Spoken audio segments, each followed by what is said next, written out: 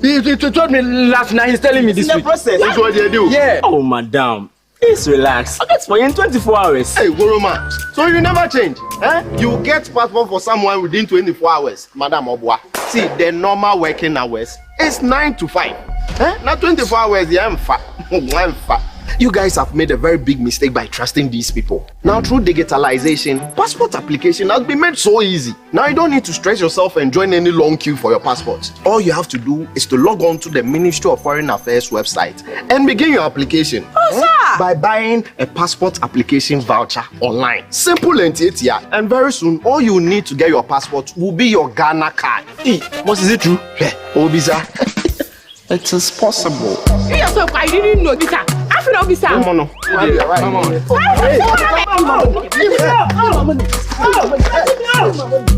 on.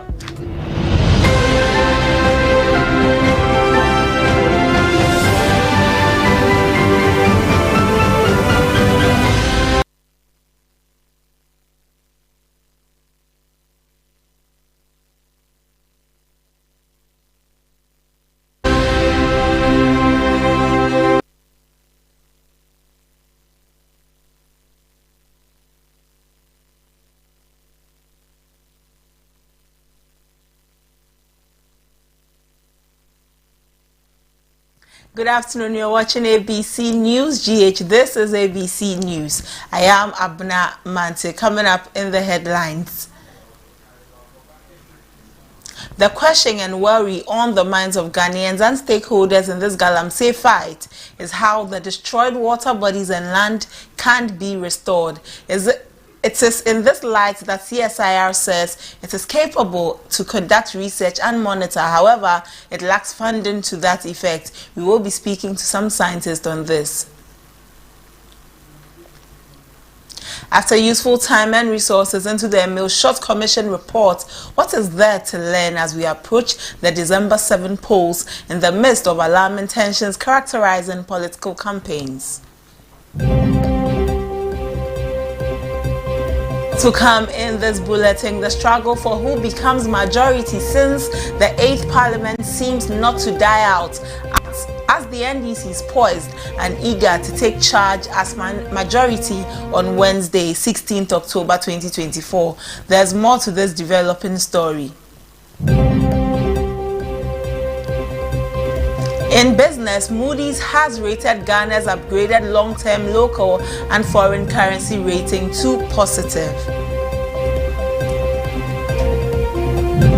And on the international front, the World Health Organization has approved the Bavarian Nordics Gianos as Mpox vaccine for adolescents aged 12 to 17.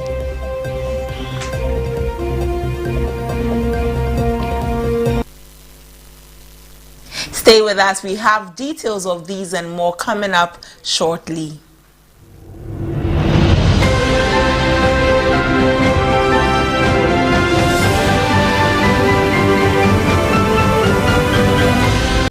Thank you for staying with us. This afternoon we are streaming live on YouTube, ABC News GH. Kindly subscribe to the channel. Now into our first story. The Ghana Police Service says has successfully restored calm at Mambi, a suburb of Accra, following violent clashes between supporters of the New Patriotic Party and the National Democratic Congress. The political confrontation, which escalated into a violent altercation, resulted in injuries to 9 individuals, stirring tensions within the community. The police service has indicated that they have brought the situation under control and have since initiated efforts to apprehend the perpetrators responsible for the unrest. An update posted on the police social media handles indicated that the perpetrators have been identified and that processes are underway to bring them to face the law. According to an earlier release from the police, the confrontation led to 9 supporters of the NPP and the National Democratic Congress injured. It further stated that 7 of the injured persons have been treated and discharged, while 2 others are still receiving care at hospital.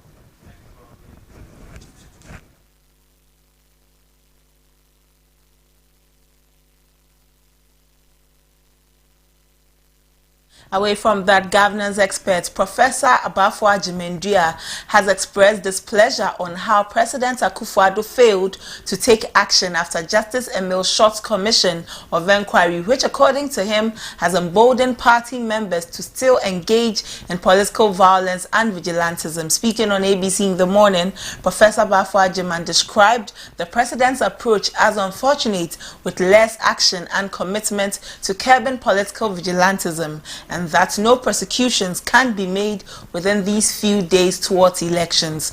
His comments come on the back of Justice Emil Short's recent appeal for the prosecution of the perpetrators of the killings during the 2020 elections to ensure peace in the 2024 general elections. The commission, chaired by Justice Emil Short, was established by President Akufo-Addo to make a full inquiry into the circumstances and establish the facts leading to the events of the associated violence in the 2020 general elections.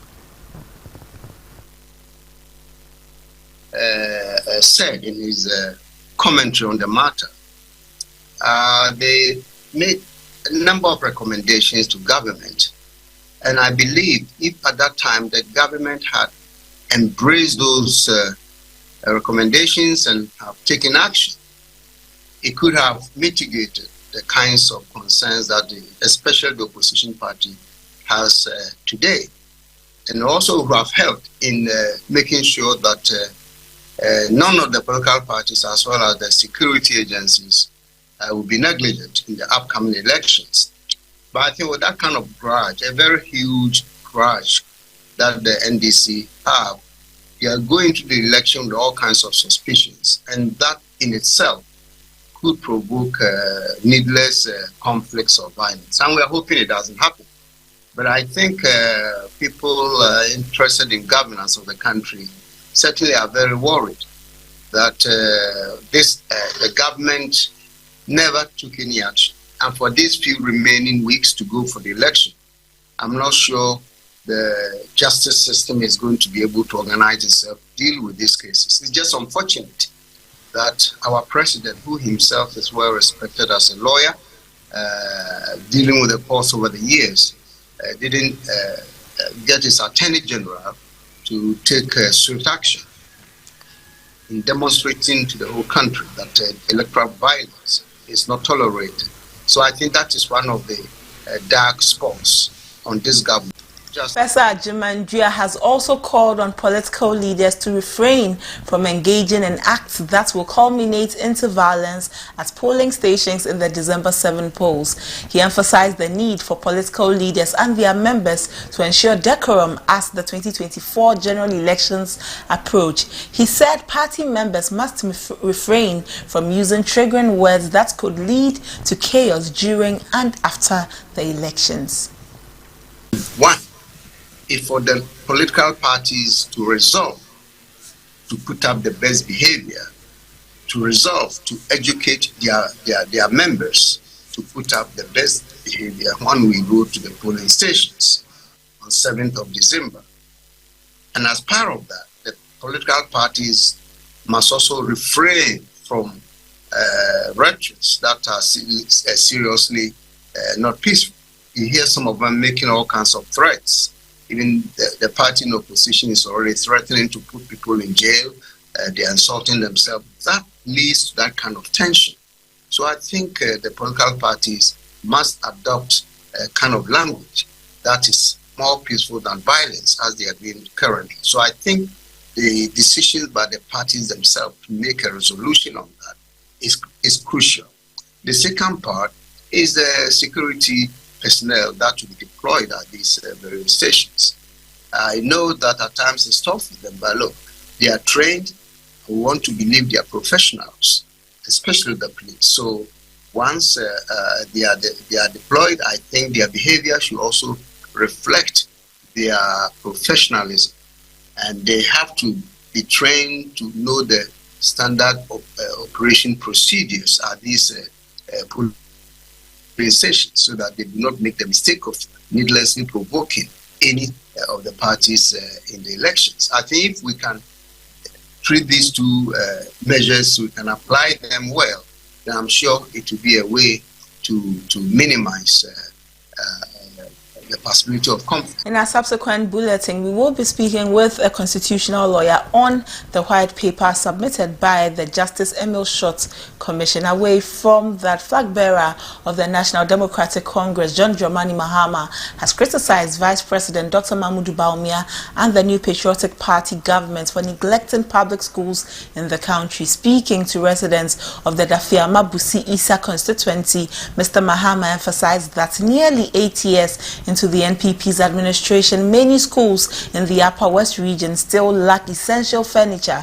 Recalling past visits, Mr. Mahama highlighted how Dr. Bawumia, when he was running mate, witnessed several children sitting on stones in villages due to a lack of furniture. Capturing the moment in photographs, he lamented that despite Bawumia's involvement in the economic management team, approximately 1.2 million children continue to attend schools without proper furniture.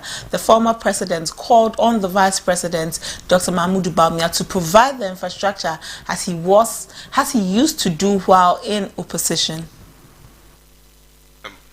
Running mate Mahmoud Bawumia, when he was running mate to Akufado, he used to come and roam in Upper West here and look for schools where there was no furniture and see children sitting on stones.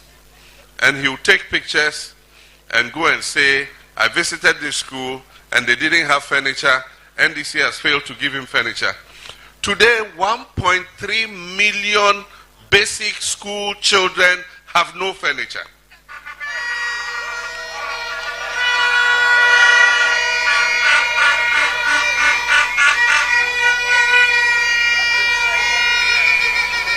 During the NDC time, he will visit and he will donate furniture to the school. Today, 1.3 million basic school children in Ghana have no furniture. And yet, he is in charge of the budget today. He doesn't even need to use his own pocket money to donate that furniture. He can take it from the budget and buy furniture for those children. Why is he not doing so? I challenge him to visit the schools in Upper West that do not have furniture, and he should provide them with furniture like he was doing when he was in opposition. Running mate Mahmoud Bawumia, when he was running mate to Akufado, he used to come and roam in Upper West here and look for schools where there was no furniture and see children sitting on stones. Meanwhile, the flag bearer of the NDC, John Mahama, has described the disqualification of the People's National Convention from contesting in the 2024 presidential elections as discriminatory and unjust. Addressing supporters following his 3-day tour of the Upper West region over the weekend, John Mahama asserted that PNT's flag bearer Bernard Mona is better placed to run as presidential candidate than some of the qualified candidates, adding that the EC's decision to disqualify Mona is biased. There are 13 people who were qualified to be on the ballot paper. Unfortunately, our brothers in the PNC were wrongfully disqualified. I do not understand how come the PNC were not allowed to be on this ballot paper. The PNC is a more worthy party than several parties that I see here on the ballot paper. But that's the issue we have with the Electoral Commission. Sometimes they are discriminatory because there are some people on this ballot paper who Bernard Mona qualifies more to be here than those people. And I know it will provoke controversy, but I mean it. And so we are here, NDC. From the NDC, the Electoral Commission has officially released the ballot statistics that will guide the printing of ballots for both the presidential and parliamentary elections ahead of the 2024 December polls. This announcement comes at a time when preparations for the election are in full swing, with the EC working to ensure that all logistics are in place for a smooth, transparent and efficient electoral process. In a statement on Monday, October 14, the EC detailed the process it followed The EC detailed the process it followed in arriving at the final figures for the printing of ballots, emphasizing that the statistics were derived with great care and precision. Releasing the ballot statistics was one of the key demands of the NDC, in addition to the party's demands for a forensic audit to be conducted on the 2024 voters register. By taking this proactive step, the Electoral Commission said it is working to minimize any potential shortages or discrepancies on election day. While the Commission is encouraging total voter turnout for the upcoming elections, it recognizes that not every registered voter will cast their ballot.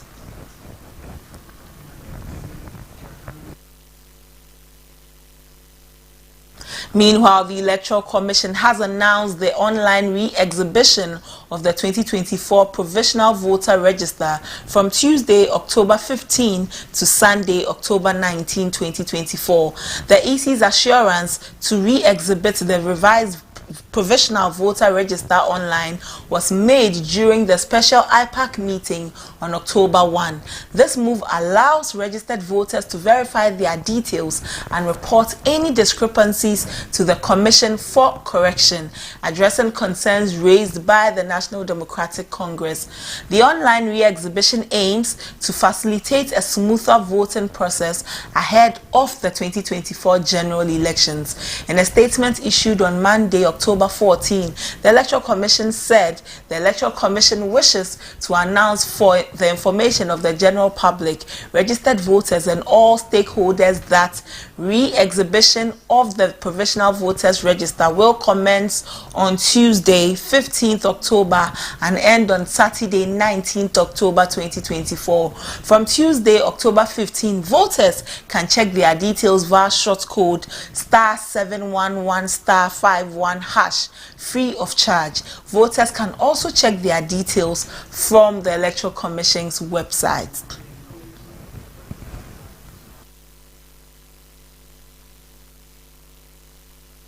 Parties on the statistics that the EC has provided ahead of the printing of the ballots.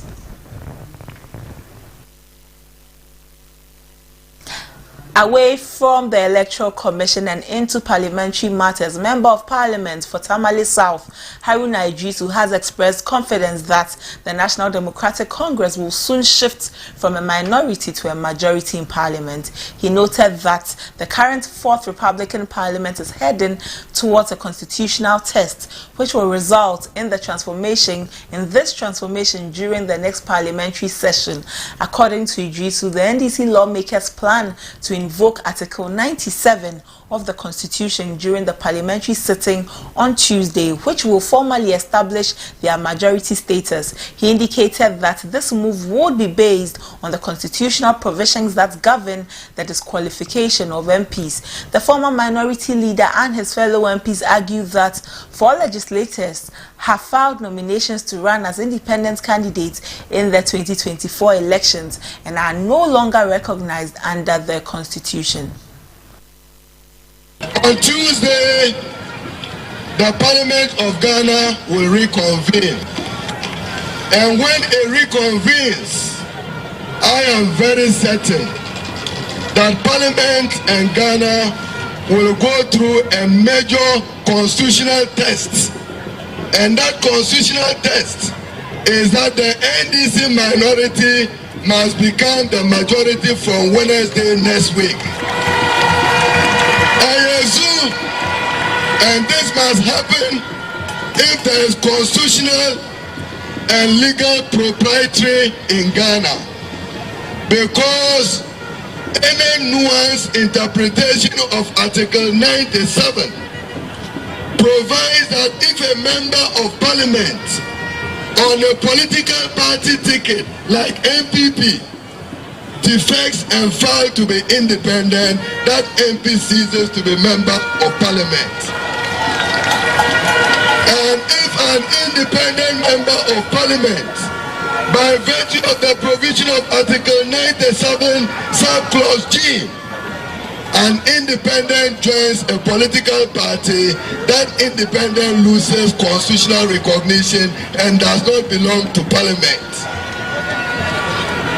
And even if an NDC candidate, MP, defects to become an independent, he ceases to be a member of parliament. Therefore, we will invoke the Speaker's proper and true interpretation of Article 97. Joining us to have a conversation on this development is the Executive Director of the African Center for Parliamentary Affairs, Dr. Rashid Dramani. Good afternoon, Doc. Thank you for joining us on ABC News. Good afternoon. Doc, can the NDC minority really invoke Article 97 to get themselves the majority position in Parliament? Yes, they can. And if we go by precedent, even though some legal brains are arguing that what the president that Speaker Okwe said was wrong, I don't know whether the Right Honourable Speaker currently, if this article is invoked, is going to go by precedent or is going to set that aside. If he goes by precedent, then I guess what happened in the 7th Parliament will be repeated in this 8th Parliament. And in that case, the NDC certainly would become the majority. But, you know, in the case of the 7th Parliament and the matter related to the former, the current second Deputy Speaker, the party wrote to the Right Honourable Speaker then. I don't know whether the party is going to write to the Right Honourable Speaker right now, because that will be suicide for them. And I don't think they will be open to committing suicide at this critical moment. Dr. Rashid? And, yes. No, please go on. As you were saying. The other question is whether, just the NDC invoking the article, the Right Honourable Speaker can rely on the media reportage alone to make a legal kind of case that is binding, because sometimes reportage from the media is not enough for matters such as this, to be decided. So that is maybe the other side of the argument. Dr. Dramani, at this point in the year, especially towards the elections, with just barely 2 months to go to the elections, is it necessary that this is done? Well, I mean, some may say it might not be necessary, but I guess the NDC wants to make history. Hang Parliament, equal numbers, and then eventually overturning those equal numbers and having a majority, and then also create a history for our democratic kind of dispensation, that there was a short period of time when there was a president who did not have control over Parliament. So I believe these might be some of the calculations for the folks on the NDC side. And let's also be clear, I think between now and December, there is still some parliamentary government business that need to be prosecuted for our state. And the NDC, I believe, is positioning itself to ensure that it has a much stronger say, no matter how little the government business is that comes before the House. Dr. Dramani, what procedures can the minority go through to get this process seen to the expected end that they are looking for? Well, I guess the Right Honourable Speaker, the article in the Constitution, and, invoking that article and saying there are members of the House who have violated that article, and then move a motion, then that motion seconded and the processes will go. I'm not too sure whether this is a matter that will call for a vote, because I don't think it's a matter that requires a vote. It's a matter that simply requires the drawing of the attention of the Right Honourable Speaker to the fact that there are strangers in the House and people who are not fit to be in the House. The majority is likely to mount a strong defense from their end. What do you, Dr. Dramani, envisage the majority will do if the minority raises this issue on the floor of Parliament? I guess, there's going to be, the MPP is not going to take this lying down. So there's going to be a lot of, fight. If I could put, and I believe a lot of legal arguments will be invoked. I know how these processes work in our country. Maybe some kind of delayed legal arguments could be invoked in order to delay this process until this Parliament is dissolved. I could see that happening, and without a doubt, this is going to go down to a fight, and it's only the coming days that will tell us what's going to happen. Maybe it might even end up in the Supreme Court, because right now some lawyers are saying, it's only a court that can declare a seat vacant. The Speaker doesn't have that power. If somebody goes that route and decides to go to the court, then this is a dead case.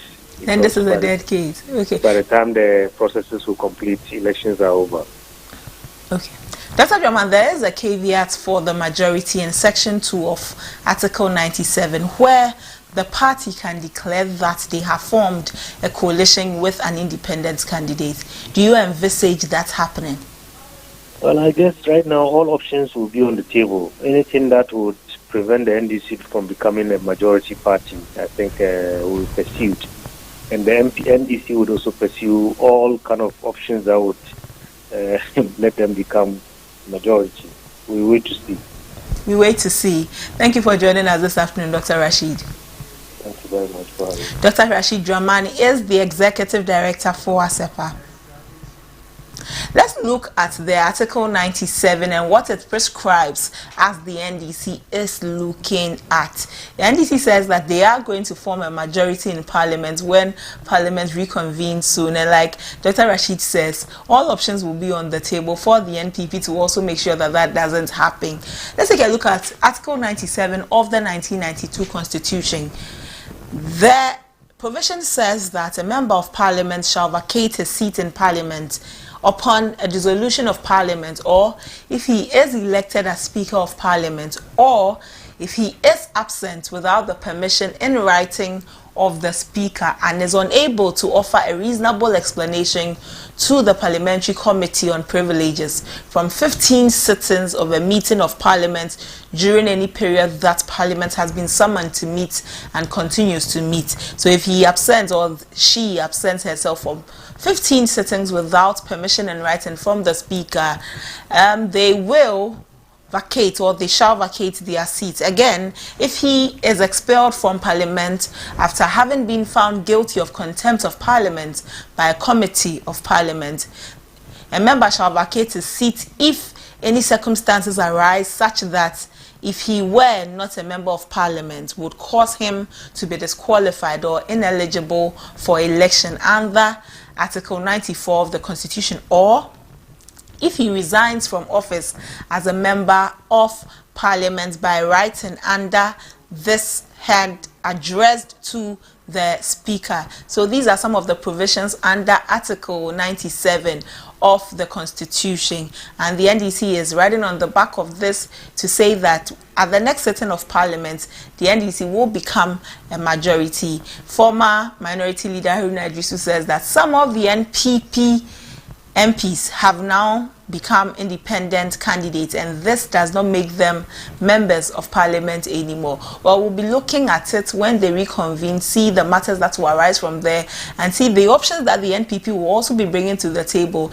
It promises to be interesting, and it also promises to be educative. We'll see parliamentary procedures and the precedent is set for the next parliament and the next to come. Away from parliamentary matters, let's look at some Galamsey issues, environmental issues. So the Council for Scientific and Industrial Research has emphasized that it has the capacity and technology to detect and analyze the extent of contamination in water bodies caused by Galamsey activities. A senior research scientist at the council, Dr. Michael Kumi, speaking on ABC in the morning, noted that the council has what it takes to conduct studies to ascertain the level of destruction that has been caused to water bodies. He, however, indicated that the CSIR needs financial support to embark on this study, which he says it's lacking at the moment. Yeah, about the time it takes for us to clean the soil based on the damage we have caused to nature. Really, it's talking about using phytoremediation, where we want to use the plants to treat the system. That's why it's going to take us that long time for the plant to do it naturally. So if we want to do it now, it means we need to now look for other means where we can be intentionally planting trees and plants that can easily take out this heavy metal from the soil. That is one step. Then we can also consciously, as a country, try to, which is going to cost us a lot. In that case, we need to, as part of agency, maybe take the soil from the place and dump it somewhere where we can actually do phytoremediation for that to recover it. So if you want immediate results, it's going to be very costly to the nation. And the best for us to do is now to stop, as everybody is indicating, that there should be a cessation of small-scale mining or illegal mining in our foreign reserves. So if we're able to stop it now, the nature has her own way of remediating the system. So for us to see immediate results, the first thing is for us to stop the illegal mining, as we call it, Galamsey. At the moment, about the time it takes for us to clean the soil based on the damage we have caused to nature. Really, it's talking about using phytoremediation, where we want to use the plants to treat the system. That's why it's going to take us. Scientist at the Council for Scientific and Industrial Research, Dr. Michael Kumi, says the best solution for reclaiming water bodies which have been destroyed by Galamsey is to stop all illegal mining activities in the country immediately. In an interview earlier on ABC in the morning, Dr. Kumi highlighted that afforestation will take about 300 years to reclaim the lands, and the immediate solution to get lands and water bodies to their former state is to stop illegal mining. He further added that water bodies will take up to 10 to 15 years to heal naturally. Yeah, about the time it takes for us to clean the soil based on the damage we have caused to nature. Really, it's talking about using phytoremediation, where we want to use the plants to treat the system. That's why it's going to take us that long time for the plant to do it naturally. So if we want to do it now, it means we need to now look for other means where we can be intentionally planting trees and plants that can easily take out this heavy metal from the soil. That is one step. Then we can also consciously, as a country, try to, which is going to cost us a lot. In that case, we need to, as part of agency, maybe take the soil from the place and dump it somewhere where we can actually do phytoremediation for that to recover it.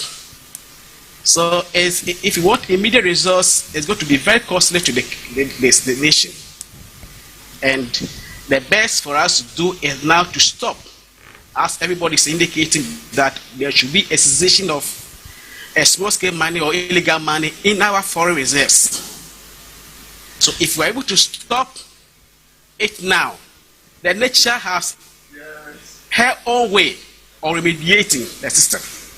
So for us to see immediate results, the first thing is for us to stop the illegal mining, as we have the capacity to do that. But what we need is funding and support. You understand?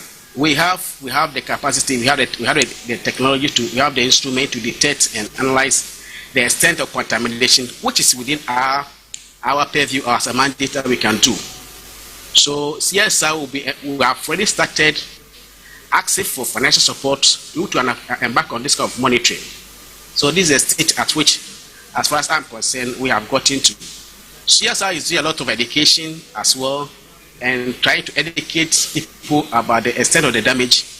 We have the capacity. Still on Galamsey, the Technical University Teachers Association of Ghana, TUTAG, has called on government to take measures for Parliament to reconvene immediately to revoke legislative instrument LI 2462, which governs the granting of mining licenses, particularly in environmentally sensitive areas, halting issuance. This follows the association's declaration of an indefinite strike to protect against the illegal mining menace in Ghana. Speaking on ABC in the morning, the chairman of the Kumasi Technical University chapter of TUTAG, Dr. Bismarck Parker, said immediate measures must be taken to revoke LI 2462, including immediate reconvening of Parliament to sit on it. For us, the issues that we expect government to act on promptly, admitting that the condition has become, as most scientists and interested persons have said, an existential threat. And we are demanding for the recall of Parliament so that the LI, that 2462, that has to be repealed, okay, as has been indicated, should be done. And we can see from government communication that there was no timeline attached to that. So we say there should be immediate recall. The leadership of the University Teachers Association of Ghana, UTAG, has hinted at receiving threats following their recent strike aimed at protesting illegal mining activities, commonly known as Galamsey. According to the National Vice President of UTAG, Professor Victor Mogri, disclosed that the association's leadership has received alarming messages threatening their safety and well-being. Speaking on ABC in the morning, he further stated that government is yet to engage them following their industrial action. And yet to get any calls from government. I mean, there have been some backdoor calls and some backdoor threats and all of that, but Prof. Mogri, threats. You say the backdoor threats. Which kind of threats? For now, I would not like to go into detail because it has not advanced. It's just based on thoughts. So I would not like to go into detail. Prof. Mogri, are these threats from individuals or they are from government? You say? Are these threats from individuals or they are from government? So as I said, I would not like to go into detail. Let's leave it there for now. What I will say is that we have not been engaged. I mean, government has not engaged us yet.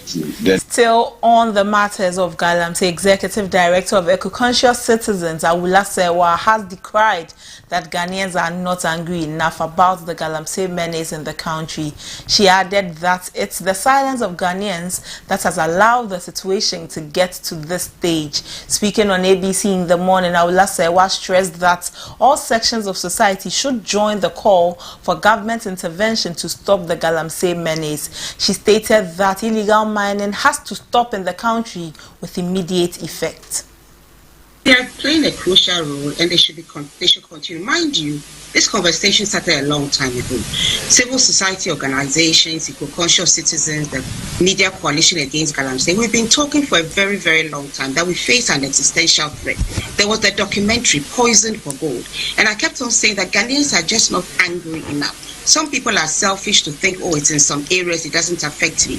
And we've all sat down and we've allowed the situation to get to this very serious situation where, as has been rightly said, water is life. Our water is at risk. And let's be absolutely clear, water company is not set up as it is now to remove mercury and other toxins from the water.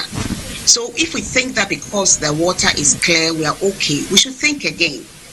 the water could be full of mercury, and because mercury doesn't have a color.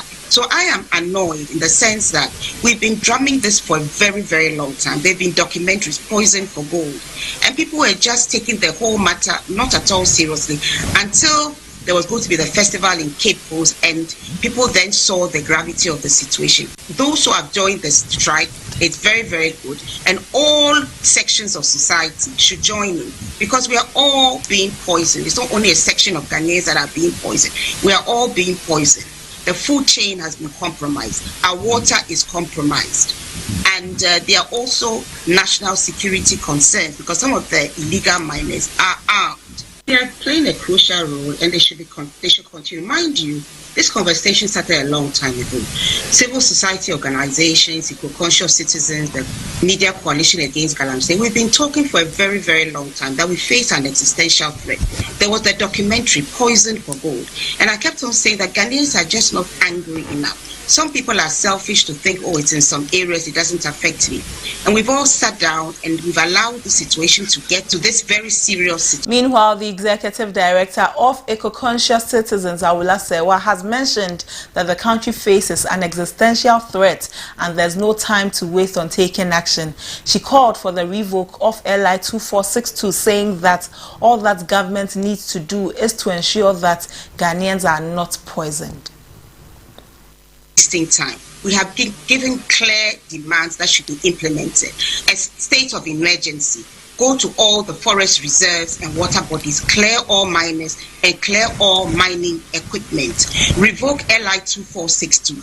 There's no time for playing games. Revoke it and revoke all licenses that were granted. Those who have joined the strike, it's very, very good, and all sections of society should join in, because we are all being poisoned. It's not only a section of Ghanaians that are being poisoned. We are all being poisoned. The food chain has been compromised. Our water is compromised. And there are also national security concerns, because some of the illegal miners are armed. We have Oliver still in custody for doing what? For trying to raise awareness about the existential threat we face. And those who have been poisoning us are walking free. Does this look like justice? Not to me. Away from Galamsey, a tragic accident claimed 13 lives at dawn today, Monday, October 14, 2024, after a VIP bus traveling from Kumasi to Enchi in the Western North region veered off the road and plunged into a ditch near Kwapia, close to Obuasi. Police have confirmed that 13 people lost their lives in the incident, including 7 males, 5 females and a child, all of whom were passengers on board the bus. Reports indicate that all but one of the deceased passengers died instantly at the scene, and the driver, identified as Osei Edu, was transported to the hospital for treatment but succumbed to his injuries shortly after arrival. Eyewitness accounts suggest that the bus, which bore the registration number ER244511, was overloaded after it had picked up several stranded passengers from another bus that had broken down on the road. It is believed that a confrontation among some aggrieved passengers regarding the bus's overloaded condition may have distracted the driver, contributing to the tragic accident.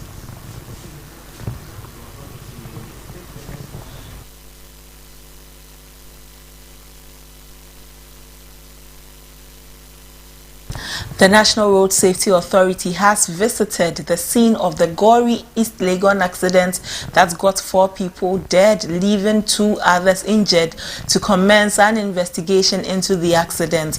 The accident, which reportedly occurred around 6 p.m. on Saturday, happened when 2 vehicles, a 4x4 Acura and a Jaguar, collided at the upscale neighborhood, resulting in a catastrophic fire that engulfed both cars.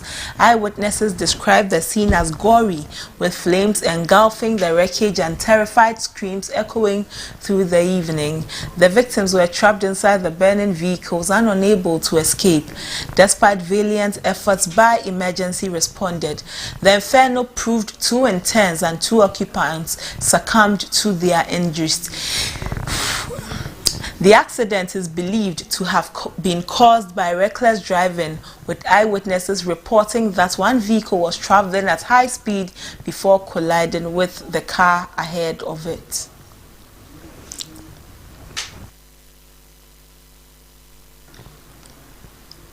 Joining us to have a conversation about these worrying accident situations is the PRO of the National Road Safety Authority, Pearl Adusu Satekla.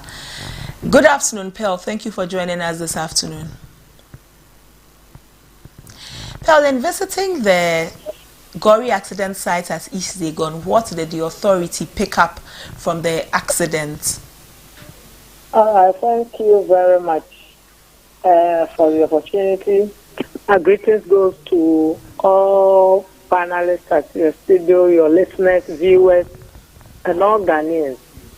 To start with, I'll say we pay condolence to the victims who lost their lives, family, and then we wish the injured a speedy recovery.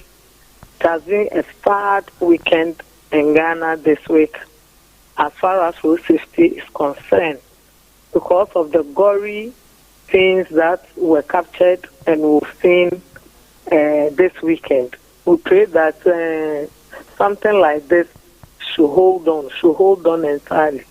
Don't want to hear such worrisome news again. What we gathered, as you rightly said, is a reckless, dangerous driving attitude of a supposedly minor in a community where he should have been adhering to speed limits, but over speeding. We are now about to visit the home of that minor, and so we don't know with the intention why the parents released a vehicle to him to run errands with. Such development is very worrying. Why? Because we have laws that stipulate that minors should not drive on our principal street or road. But this very law was disrespected by the minor and his family. So we are yet to get there and see what actions that the National Road Safety Authority together with Ghana Police will take. And then overloading, dangerous driving, overtaking buses that have culminated into all these crashes is a very worrying development, which by our campaigns and our sensitization drive should have been a thing of the past. And so this is making us look more deeply into technological road traffic enforcement innovations that we are about to develop or about to deploy. It brings to the fore the gap in road safety enforcement. And so that is what we will look at immediately and see how quick we could deploy this Traffic Tech GH Ghana cameras so as to detect infractions and deter the recalcitrant road users from misbehaving and causing such preventable crashes in the future. Pearl, you have been mounting a very strong campaign on using the road sensibly and responsibly. Is it that the campaign isn't reaching the right quarters? Because you have been very vocal about your campaigns. However, in the past couple of weeks, there's been one accident after the other. Yeah, you are right. Our evaluation after some time that we started the campaign, we realized about 85% of the population have one way or the other, directly or indirectly, heard about the campaign. But as to why they are not being put to use is another thing. Because in road safety balance, there is this saying that education without enforcement is entertainment. I believe strongly that the campaigns are ongoing, people are listening, but we need a stricter hand to force them to comply with all the education that we are giving them. And so we need stricter and tighter enforcement programs to complement the campaigns that we are doing. And I think that is where we are lacking. But I am very, very sure that the deployment of cameras, as we do in other foreign countries, will go a long way in reducing recklessness on our roads. Thank you for speaking with us this afternoon, Pearl. You're welcome, my dear. Pearl Adusu Setekla is the PRO for the National Road Safety Authority. That's all for the local stories. Let's take a breather. We will be back.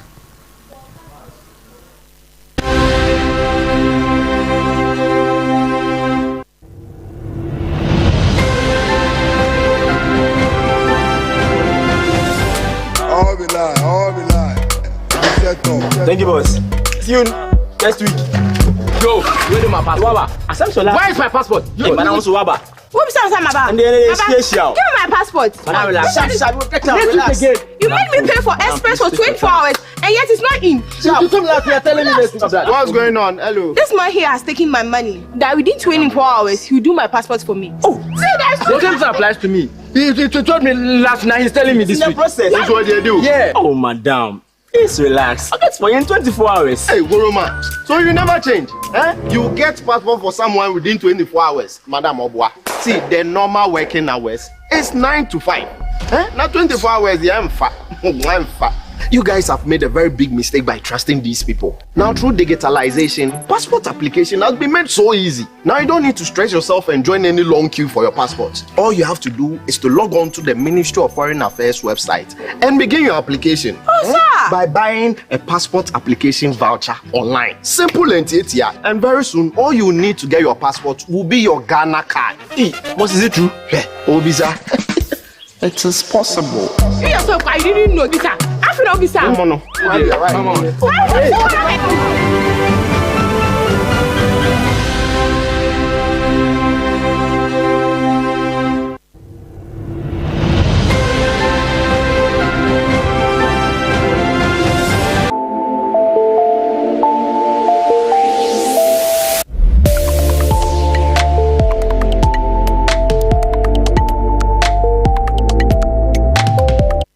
In business, global credit ratings agency Moody's has upgraded Ghana's long-term local and foreign currency issuer ratings to CAA2 from CAA3 and CA respectively, citing extensive debt treatment that has significantly alleviated the government's financial burdens. The agency also revised the West African countries' outlook to positive from stable.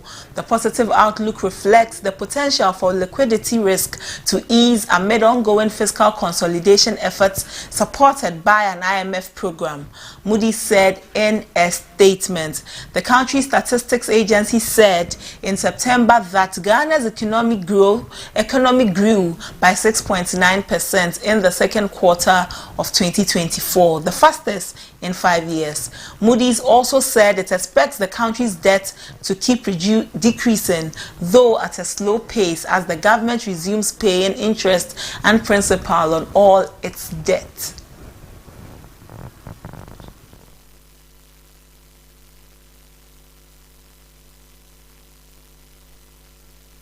The Ghana Cocoa Board has adopted a homegrown financing model, a new financing model that operates on a zero borrowing system as part of financing cocoa purchases. The CEO of Cocoa Board, Dr. Joseph Boahene Edu, announced this at the Ministry of Information's Minister's press briefing earlier today. He said that for the 2024-2025 season, Cocoa Board is going zero borrowing and therefore is unburdened with any interest and ancillary costs.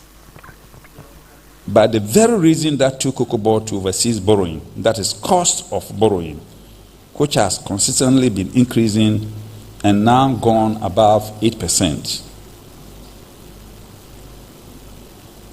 The financing arrangement being pursued now is a homegrown model, and so far good, and so far so good. What is intriguing about this model is that because it is zero borrowing, I mean for 2024-2025, we are going. That's all for business. Let's take some sports stories.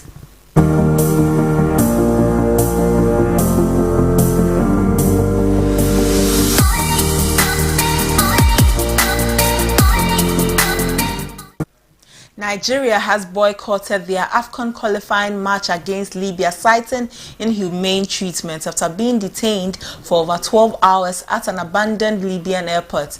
Nigeria team captain William Trostekong announced the decision, citing safety concerns and refusing a 3-hour bus ride to the match location. The Nigerian Football Federation has lodged a formal complaint with the Confederation of African Football (CAF). Former football star Victor Ikpeba supported the boycott, calling for sanctions against Libya. Meanwhile, the Libyan Football Federation denied any misconduct, attributing the incident to a misunderstanding and pointing out challenges their own team faced in Nigeria. The situation has raised serious safety concerns for matches in high-risk areas. Players have resolved not to play the match any longer, as NFF officials are making plans to fly the team back home. Director of Communications for NFF, Ademola Olajire, said.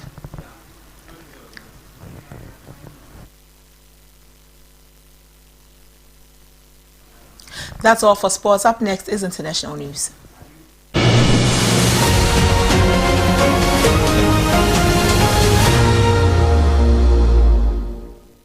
The World Health Organization has approved the Bavarian Nordic's Jynneos as mpox vaccine for adolescents aged 12 to 17, a group considered particularly vulnerable to the viral disease.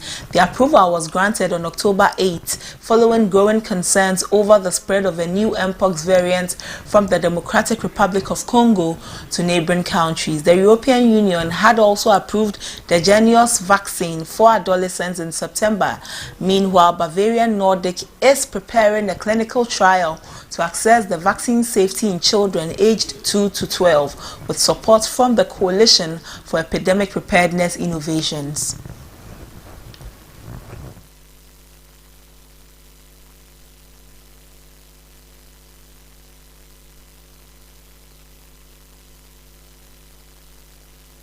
Israeli Prime Minister Benjamin Netanyahu has called on UN Secretary General Antonio Guterres to immediately withdraw UNIFIL peacekeepers from southern Lebanon. He claims that the militant group Hezbollah is using these peacekeepers as human shields. In a video statement, Netanyahu emphasized his demand, urging the removal of UNIFIL troops from areas where they might be at risk. Netanyahu also accused UNIFIL of turning peacekeepers into hostages of Hezbollah by refusing to evacuate. He suggested that their presence without a withdrawal order leaves them vulnerable to harm and exploitation by the militant group. In response, UN Secretary General Antonio Guterres has reiterated that UNIFIL troops and their facilities must never be targeted and stressed that such actions are in violation of international law. Despite the calls for withdrawal, UNIFIL has chosen to maintain its presence, with Guterres stating that peacekeepers will remain in their positions and continue to operate under the UN flag.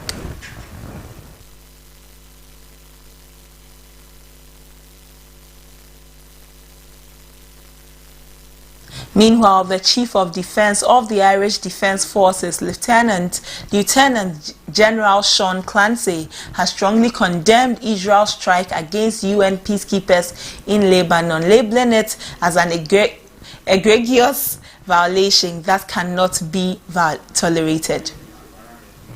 That is a grave concern because this is a clear violation. It's an egregious violation in my view. The actions are reckless and they need to be accountable in terms of what is happening. Under any circumstances, attacks on UN peacekeepers cannot be tolerated. That's all for international stories. Let's take some entertainment news.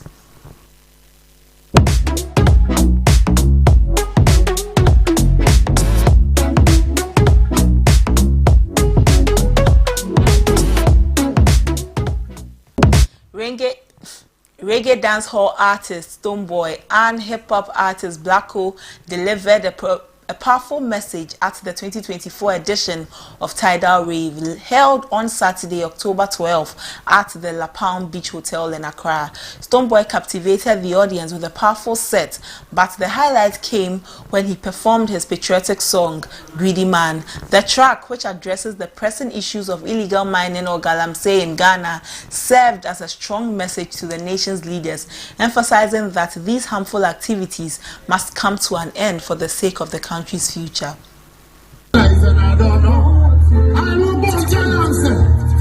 And this is because of illegal mining and cocoa production decline, deforestation and rising of violent crime every day. Take that riff. Let me say, many men shall die because of the greed of another man. Yeah. Oh yes, many men shall die because of the greed of another man. Yo, Tidal, many men shall die because of the greed of another man. Yeah. Many men shall die. You will tell them now one more time. He goes on. Oh yes, think about the future children.